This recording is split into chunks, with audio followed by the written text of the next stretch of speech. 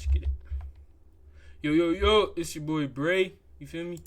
Today we're gonna be reacting to Killer thinks he got away with it, doesn't realize CTV caught him, aka cameras caught him. To get this started, bro, you should not be doing no crimes in 2026. There's literal fucking cameras everywhere. Everywhere you turn, there's a camera. If there's not a camera, there's a mic. Officers with the Grand Rapids Police Department rushed to a downtown alleyway after receiving reports that somebody had been shot. 911, where's your emergency? I just heard some gunshots and there seems to be a person on the ground. Now He said, I just heard some gunshot and there seems to be a person on the 15-year-old Lakijah Williams had succumbed to her injuries. Lakijah Williams? That's crazy. What was TOD? like 348. It is a female, Lakijah. The police 15, dude. Ain't even started life yet.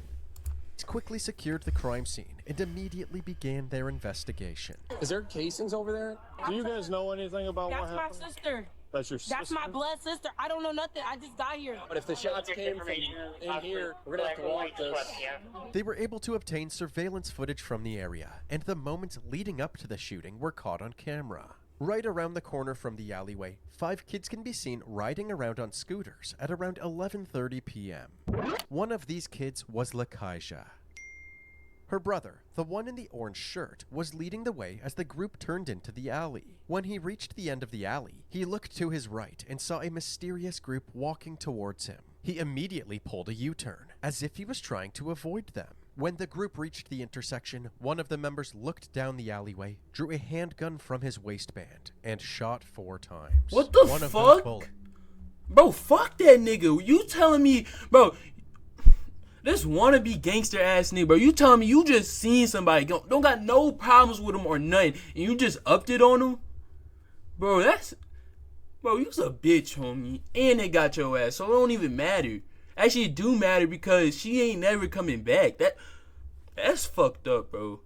Bro, I'm telling y'all, bro, a real gangster, I'm not saying I'm a real gangster, I'm just saying, if you are a real gangster, claim to be a real nigga, anything like that, you know damn well, bro, you only shoot at your ops, bro, and you don't shoot in the fucking open with kids and shit, bro. Ask any OG, you don't do that shit. Struck Lakijah in the back of the head. Both. The only unfortunate thing is we can't positively identify the shooter's face. If they ain't gonna talk, there ain't nothing we can do. We understand that there's gonna be... Bro, if I'm ever a parent, I'm in this situation, whoever the fuck touched my family member, I'm beating the dog shit out of you. Not even beating the dog shit out of you, I'm getting my get back for sure. Take that as anyway. I'm not no hard dude, I'm not no gangster.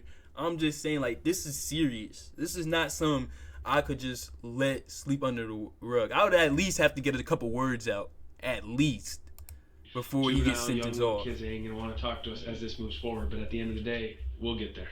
Okay. Trust me, we'll get there. The family had important information to share with the detectives. They had reason to believe that Lakijah wasn't the intended target of the shooting. Instead, it was more likely that one of Lakijah's friends had angered a local gang member after a fight that had recently taken place. Unfortunately, they had no idea who was involved in the fight. Do you have any idea when this fight was? That was a couple weeks ago.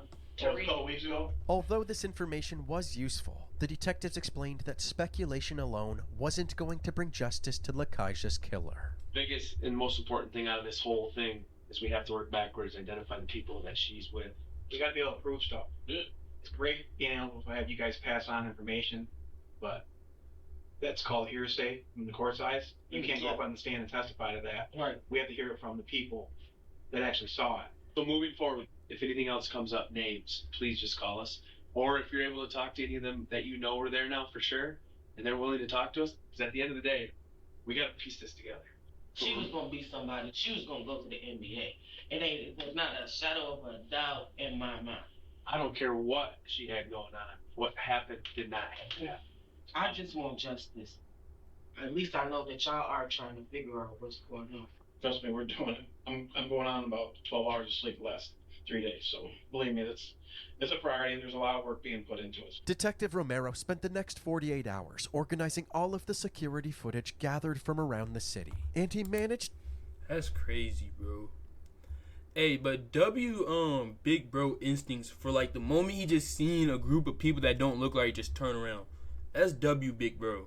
I mean, yeah, it might not went how you want it to go, but it's To still follow W. the shooter's Just like having good movements throughout instincts. the night of the murder. Nothing seemed out of the ordinary as the shooter spent the night roaming the streets of downtown Grand Rapids. He picked up some friends along the way, and eventually it was the same group of people that were present during the shooting. Unfortunately, Detective Romero still couldn't identify who this suspect was because of the mask he wore all night. However, after the shooting, about 2.5 blocks away from the scene of the crime, he was finally captured walking down the sidewalk without a mask on. He eventually met back up with his friends, and they got in a car and drove away. Now that he had a better... Alright, look, the thing is, if you gonna do stupid shit like this, you keep your ski mask, whatever mask you have on 24/7. If like, it's 2026. Like I said, it's microphones and cameras literally everywhere. If you do something dumb like this, keep your fucking mask on. Keep your identity away. No face, no case. Detective Romero asked Lakaja's sister and one of her friends to come to the station for an interview, hopeful that they could put a name to the killer's fate. Yes, that's Josiah Pittman. Why is he not? That's irritating. Clear as day. 18-year-old Josiah Pittman is a troubled teenager who also happens to attend the same high school as Lakaja and her siblings. He lives in a rough neighborhood in Grand Rapids where gun violence is common and death is frequent. How do you know Jordan? I knew him since I was in middle school. I'm telling you, that was every day. Yes, we had almost every single class together. Like, oh, really? That's fucked up. Imagine somebody, like, even if they wasn't close, imagine you knew somebody that long and they slime out your family member. That's I'm sorry. If you even got suspicion that he killed her, I'm snitching straight away. I would go and identify that, but I would go. This is my family member. Oh yeah, that nigga killed him right there. At least I'm gonna go knowing that I spoke up for Lakaja. And has he even been brought in? We still have enough evidence right now? Even though this was a step in the right direction, they couldn't arrest Josiah until a witness that was actually at the crime scene could confirm that he was the shooter. The problem was that none of the witnesses were coming forward. So, on July 1st, 2024, the Grand Rapids Police Department released this surveillance footage on their social media. In the footage, Josiah's 5 friends can be seen, 4 males and 1 female. They appeared to be high school kids, possibly in their late teens. The same day they shared this clip, Police Chief Eric Windstrom held a press conference urging the community to help identify the people in the video. When we lose that white girl a 15-year-old to gun violence in downtown Grand Rapids, that falls on the whole city. We have video evidence which shows that these 5 individuals were absolutely within feet of the murderer, saw what happened, saw who pulled the trigger, and they saw Lakaja get killed. And we need to hear from them. We need to talk to them. And we need the adults in Grand Rapids, the parents, the teachers, to help us to identify these individuals, stand up, help us, and do the right thing. Shortly after this press conference, you can explain to her she's not a suspect. Okay? But it is very important that we talk to her, okay? Okay. Tell her, give me a call. Okay. Awesome. Thank you so much. I appreciate it. Take care.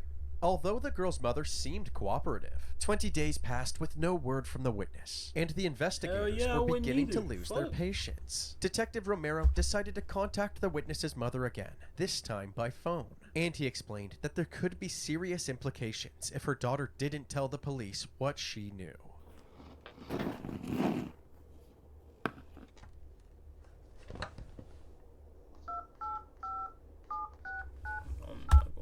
Hey, how are you? Book that nigga, dog. Book that nigga. Throw the motherfucking book at him, gang. Josiah was closely monitored, while Detective Romero was informed that his murder suspect was in custody for an unrelated charge. Although this seemed like good news, they still hadn't sat down with the witness to confirm that Josiah was the shooter. So, they decided not to mention the murder investigation. They charged him for stealing the car and fleeing from the police, and Josiah was released on bond. Soon after this incident, the detective was finally able to sit down with the witness. She believed the shooter was in the car with her on the night of the murder, but she wasn't certain. Okay, this guy, the guy that had a balaclava, a white balaclava. I'm surprised they let him just walk off like that. Like, that's hella surprising. I thought they would have been like, yo, bro, we got you linked up for this other case. This must be a weird state, because I definitely know in some states you can do that shit. Like, if you're booked and, like, they're already on you for something else, that they can pull you for both things. I know damn well I'm not tripping. I know I'm not. Was he sitting in the front passenger seat of the car? Where were you sitting again? I was in the very back. Driver's seat. Did you know anybody had any weapons inside the car? Did anybody talk about having any weapons? No. Okay. So just on this picture, I just want to make sure I'm clarifying. The guy that had a balaclava. Don't know his name, but front seat passenger. The guy that had a balaclava. Don't know his name. I think he means but front Balenciaga. seat passenger. And you're certain that the other individuals that were in the car, you don't know them by any type of names. Okay. Well, I didn't expect any of this to happen. Right. Just the dude that was in the passenger. Okay. The detective finally had what he needed for an arrest, a witness who confirmed that Josiah Pittman was the shooter. Investigators quickly tracked Josiah down to a residence in South Grand Rapids, and Detective Romero assembled a fleet of cruisers, a K-9 unit, and a... Listen, just because... This is another thing. Just because the police don't catch you when you do it, a week after you do it, a month after you do it, years after you do it, eventually they gonna get you. Eventually. SWAT team to execute his It arrest. don't matter A how drone was also smooth of a deployed, nigga you so are. if anybody You went gotta be the smoothest nigga in the world to duck the feds for your entire life and just never get caught. I mean, it's some niggas that do it smooth as hell. Or out of the house, law enforcement would know. Suddenly, one of the units noticed somebody down the street that looked like Josiah. They got airplanes on his ass. With red shoes on. P9 SRT, want to make initial contact, please. Moving in. The units surrounding the house stood by while the SWAT team moved in on Josiah. He's compliant. However, it was a false alarm. The person they saw was just a random guy. So, the officers surrounding the residence were given the green light, and they ordered Josiah to come outside. Josiah, we have a K-9 on scene. Do not attempt to flee. We're not here to hurt you. Do as you're told. Fuck that, you need 2, 3 Exit the K9s. front door with your hands Not up. one. Hands up, hands up. Put your hands on your head. Hands on your head. Put your hands right back up. Josiah slowly exited the house, carefully following the SWAT team's demands. Start walking towards us. Just listen to what we say. You got him. This entire incident was captured on camera. And I want to hear your side of the story as to what... I'm wondering, why didn't he just lawyer up? Like, bro, he know damn well inside he's cooked, bro. If you don't just lawyer up, get you a public attorney or something. happened. I want to hear... Like, you can try this not talking stuff, but then they just gonna throw you in a cell. You got all the evidence they need. Do you recall being there? But he don't know that. Is it possible you were there? You were not down there. You don't know? This is your opportunity. What's that? I don't remember. You don't remember? Detective Romero's emotions were already running high, with Lakaija's killer sitting right in front of him. And Josiah playing dumb was only making things worse. But the detective kept his cool and decided to confront him with screenshots of the surveillance footage. I'm gonna show you a picture. Who's that? So you're gonna stick with a story that you know nothing about it, you were not down there, after I just showed you 6 pictures of you downtown Grand Rapids. That's your story. Hello? Yes or no? Thumbs up? Okay, yes. This is no longer juvenile stuff, buddy. Do you know how severe this is? Severe no matter what. You're okay with eating a murder charge? All I can say is we have a 15-year-old girl now that's dead. I don't think she's the target. There's more to this story. This is why your opportunity right now to tell us the more of the story. No matter what his excuses.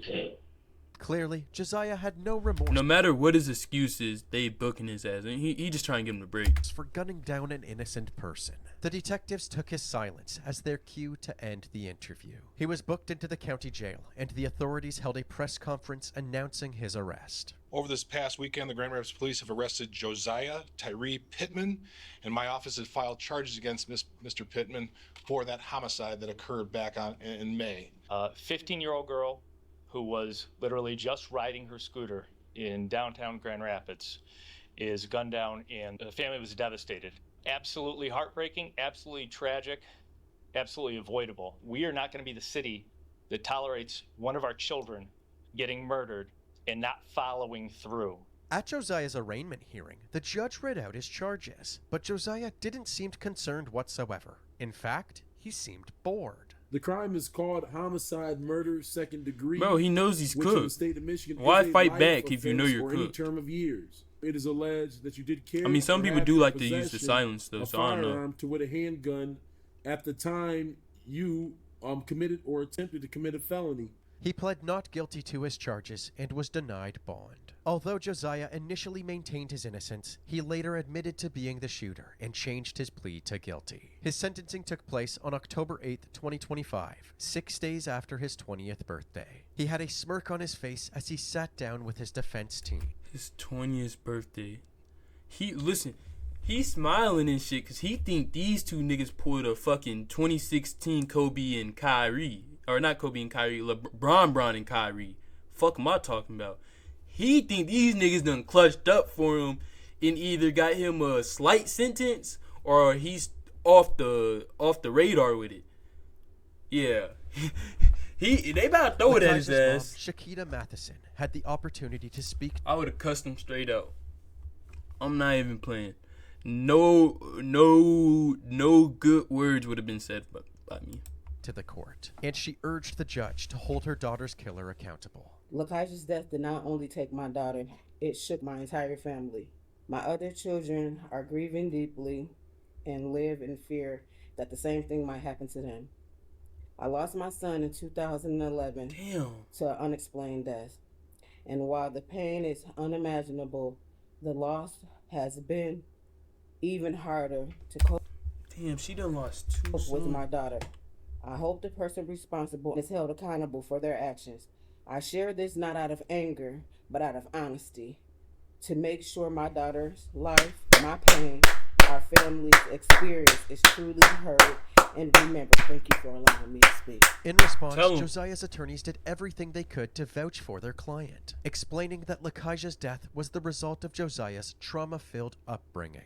Mr. Pittman is a person who was a child in our community, who was raised in this community, who was subjected to incredible difficulty as a young individual, as a young child. And he that bullshit ain't gonna his work. parents What the being fuck? incarcerated. He saw days where he had no. Bro, that shit ain't gonna work, bro. You kill somebody, bro. It don't matter.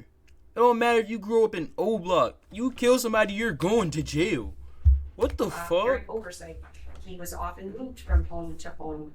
When you have a young child who is at a young age looking out his window and seeing a gunman try to shoot another person, when you're having a young person who knows that individuals that he is closely associated with are involved in gang violence and knows that because of his connection to those individuals that he is a target, that he has in fact been targeted in the past. It created an immense trauma mindset, to be quite frank, and it created a situation for Josiah where he felt he was in a constant threat of gun violence. So how does it stop?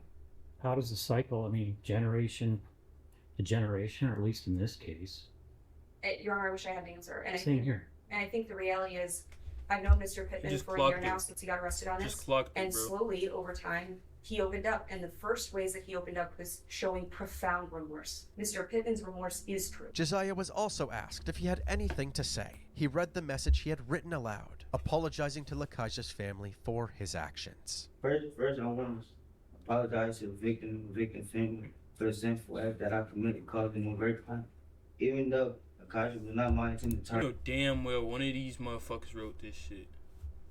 The way he's stuttering and shit, he did not write this. He didn't even glance at this motherfucking paper. I was wrong none of the rest for letting the devil take control of my actions on that horrible day. I hope that the Kaji family and friends can find it in their heart to forgive it. I understand them fully if they refuse to do so, because forgiveness is the gift that I honestly do not deserve.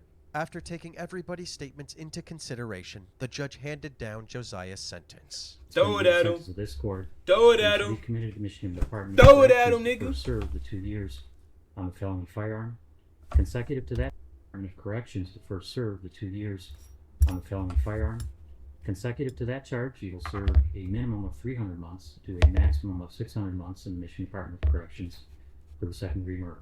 Josiah Tyree Pittman was sentenced to a minimum of 27 Okay, there we years go. and a maximum of 52 years. Ain't gonna lie, whenever he was explaining in months, that shit did not sound like a long time at all. Whenever he said, whatever months he said, I'm not even about to go back, I could care less.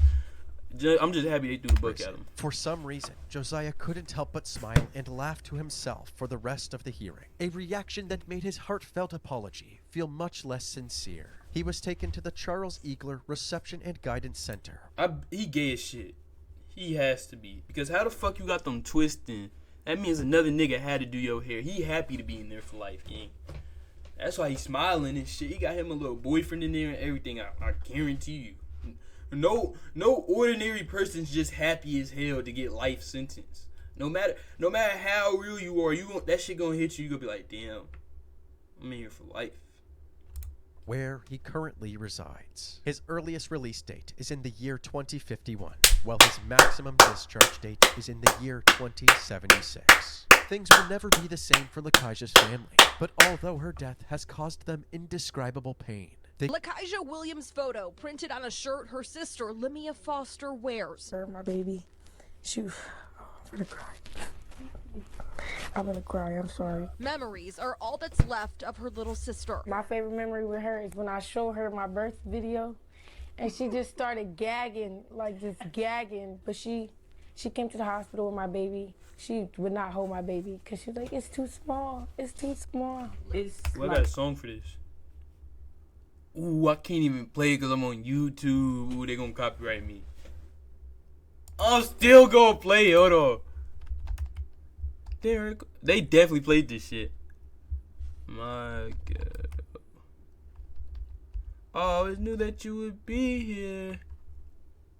What the fuck?